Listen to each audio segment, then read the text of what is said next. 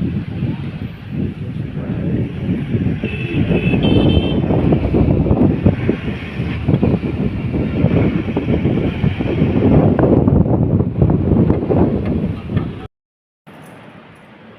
को प्रभा के निपुणता चैनल में जय श्री कृष्ण।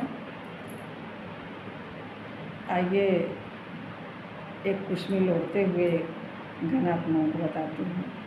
जब धान कूटा जाता है, कुश्मी लोढ़ा जाता है, औरतें जो चारों तरफ घूमती हैं तो उस समय क्या गाना गाया जाता है कि मोरा बोवेला कुसुमियाता के मोरे लोढ़न जाए, के मोरे बोवेला कुसुमियात के मोरे लोढ़न जाए, के मोरे पहिरेला रातुली के मोरे ससुर जाए।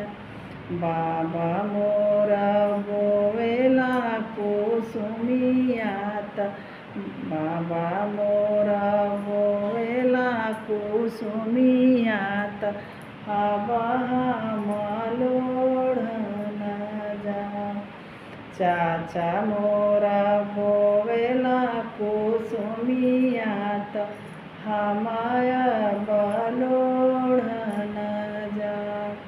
भैया मोरा लोढ़ेला कुसुमियात, अब हम लोढ़न जाए। अब हम पहिनब रातुली, अब हम ससुर जाए। अब हम पहिनब रातुली, अब हम ससुर जाए। के मोरा बोवेला कुसुम